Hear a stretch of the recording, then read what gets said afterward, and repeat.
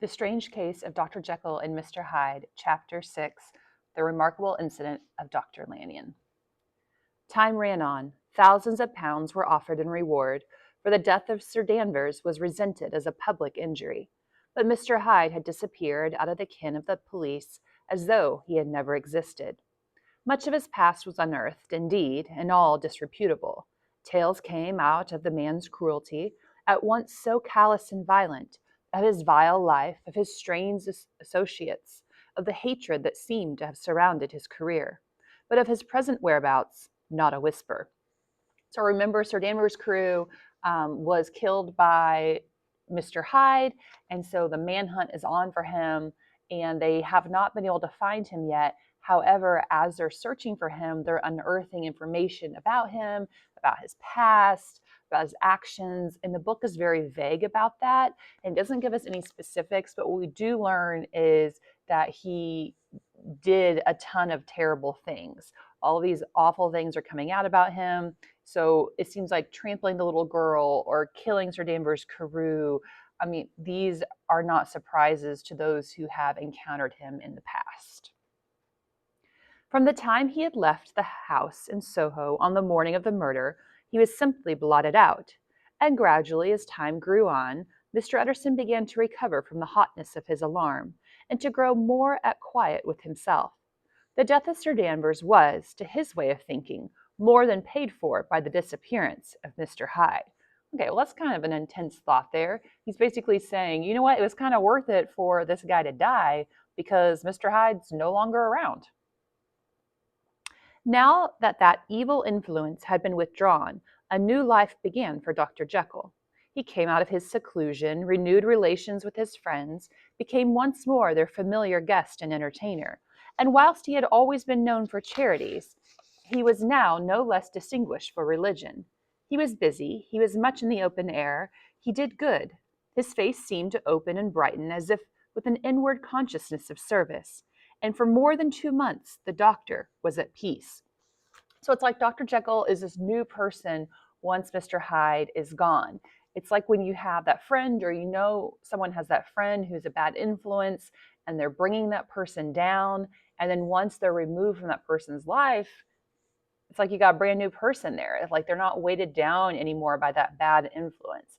And that's what's happening here with Dr. Jekyll. It's like he's a brand new person. He's his old self, jovial, very social. And so for 2 months after Mr. Hyde disappears, Dr. Jekyll is his old self again.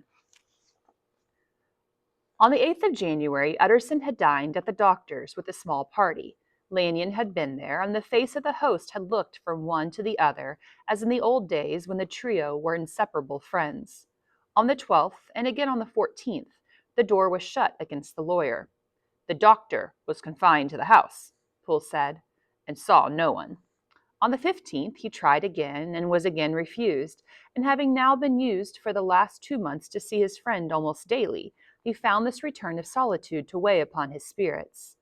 So all of a sudden, Dr. Jekyll stopped seeing people again, and so Mr. Utterson's getting worried for his friend. You know, is his friend in contact with Mr. Hyde? Is his friend sick? Like, what is going on here?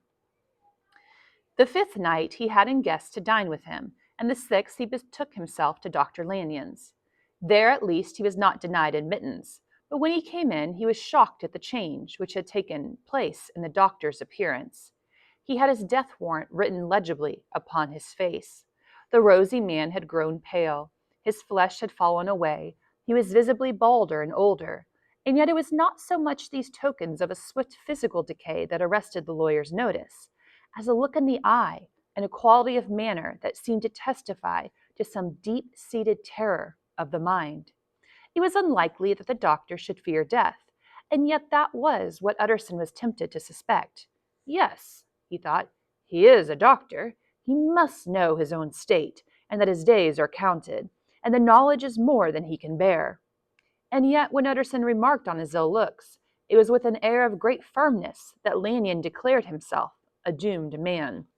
So here, Utterson goes to see Dr. Lanyon, who we've met before, right? He was like this very prestigious doctor, very knowledgeable, friendly, jovial guy. And yet when Mr. Utterson goes to see him, there's this intense change that has taken place. It says that he had his death warrant written legibly upon his face. He used to be this rosy man, and now he's pale. He's visibly balder. He's aged seemingly overnight. And so it's like something very intense happened in this man's life. It's like sometimes when people go through like a traumatic experience or something to that degree, it just like ages them. And that's what's happened here with Dr. Lanyon. And so when Mr. Utterson questions him about this, this is what Dr. Lanyon has to say. I have had a shock, he said, and I shall never recover. It is a question of weeks. Well, life has been pleasant. I liked it, yes, sir. I used to like it. I sometimes think if we knew all, we should be more glad to get away. So Dr. Lanyon is very aware of his situation here. He tells Mr. Utterson, I've had a shock. I'm not going to recover from it.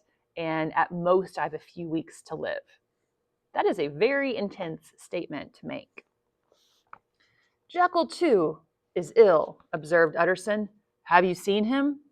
But Lanyon's face changed, and he held up a trembling hand. I wish to see or hear no more of Dr. Jekyll, he said in a loud, unsteady voice. I am quite done with that person, and I beg that you will spare me any allusion to one whom I regard as dead. Tut, tut, said Mr. Utterson. Then after a considerable pause, can't I do anything? He inquired. We three are very old friends, Lanyon. We shall not live to make others. Nothing can be done, returned Lanyon. Ask himself. He will not see me, said the lawyer. I am not surprised at that, was the reply. Some day, Utterson, after I am dead, you may perhaps come to learn the right and wrong of this. I cannot tell you. And in the meantime, if you can sit and talk with me of other things, for God's sake, stay and do so. But if you cannot keep clear of this accursed topic, then in God's name go, for I cannot bear it. So here, Mr. Utterson, he's very concerned for his friend, Dr. Lanyon, and his physical and mental state. And so he says, hey, have you gone to see Dr. Jekyll? He's another very, renowned doctor. Maybe he can help you. But remember, earlier in the book, they had a falling out, Lanyon and Jekyll. And so Lanyon here says, I don't want anything to do with Jekyll. I refuse to go see him. But hey, if you want to stick around and talk with me for old time's sake, I would love that. As soon as he got home, Utterson sat down and wrote to Jekyll, complaining of his exclusion from the house and asking the cause of this unhappy break with Lanyon. And the next day brought him a long answer, often very pathetically worded, and sometimes darkly mysterious in drift. The quarrel with Lanyon was incurable. I do not blame our old friend, Jekyll wrote, but I shall his view that we must never meet. I mean from henceforth to lead a life of extreme seclusion. You must not be surprised, nor must you doubt my friendship, if my doors often shut even to you. You must suffer me to go my own dark way. I brought on myself a punishment and a danger that I cannot name. If I am the chief of sinners, I am the chief of sufferers also. I could not think that this earth contained a place for sufferings and terrors so unmanning, and you can but one thing, Utterson, to lighten this destiny, and that is to respect my silence. Utterson was amazed. The dark influence of Hyde had been withdrawn. The doctor had returned to his old tasks and amities. A week ago, the prospect had smiled with every promise of a cheerful and an honored age. And now, in a moment, friendship and peace of mind and the whole tenor of his life were wrecked. So great and unprepared a change pointed to madness, but in view of Lanyon's manner and words, there must lie for it some deeper ground. So here we have Utterson. He writes to Jekyll asking for his help. Jekyll replies back in like this very dark and moody letter saying there's nothing he can do for Lanyon. And in fact, Jekyll just doesn't really want to be around anyone anymore. He plans to kind of like seclude himself, isolate himself from society. And he wants Utterson to like take care and respect his wishes there. And Utterson's like, what is happening with my friends? What is happening with Jekyll? What is happening with Lanyon? Like, why are these guys acting the way that they are? A week afterwards, Dr. Lanyon took to his bed, and in something less than a fortnight, he was dead. So just as Dr. Lanyon predicted, he doesn't last more than a few weeks. The night after the funeral, at which he had been sadly affected, Utterson locked the door of his business room, and sitting there by the light of a melancholy candle, drew out and set before him an envelope addressed by the hand and sealed with the seal of his dead friend. Private, for the hands of J. G. Utterson alone, and in case of his predecease, to be destroyed, unread. So it was emphatically superscribed, and the lawyer dreaded to behold the contents. Okay, so what a letter to get. He's holding this letter from Dr. Lanyon in his hands after Dr. Lanyon has passed away and the funeral's taken place. And the letter is addressed to Utterson, who is a lawyer and was a friend of Lanyon's. And again, it says that he's supposed to read it alone. And if he dies before reading it, the letter is supposed to be destroyed. So no one else is supposed to read this letter. I mean, I would be tempted to open up that letter and read it right now. I have buried one friend today, he thought. What if this should cost me another? And then he condemned the fear as a disloyalty and broke the seal. Within there was another enclosure, likewise sealed, and marked upon the cover as to not be opened till the death or disappearance of Dr. Henry Jekyll. Okay, so then there's a letter within the letter saying, okay, now don't open up this second letter unless Dr. Jekyll dies. Okay, well, I'm going to want to open that letter right now. Again, I want to know what's happening here. Utterson could not trust his eyes. Yes, it was disappearance, here again, as in the mad will, which he had long ago restored to its author. Here again were the idea of a disappearance and the name of Henry Jekyll bracketed. But in the will, that idea had sprung from the sinister suggestion of the man Hyde. It was set there with a purpose all too plain and horrible. Written by the hand of Lanyon, what should it mean? A great curiosity came on the trustee to disregard the prohibition and dive at once to the bottom of these mysteries. But professional honor and faith to his dead friend were stringent obligations, and the packet slept in the inmost corner of his private safe. So yes, Utterson, just like me, is tempted to open up the second letter and read it, but it says he was a professional, right? He is this lawyer, so he's like, no, I'm going to do what my client and friend asked of me. And so he puts the letter in his safe. It is one thing to mortify curiosity, another to conquer it, and it may be doubted if, from that day forth, Utterson desired the society of his surviving friend with the same eagerness. He thought of him kindly, but his thoughts were disquieted and fearful.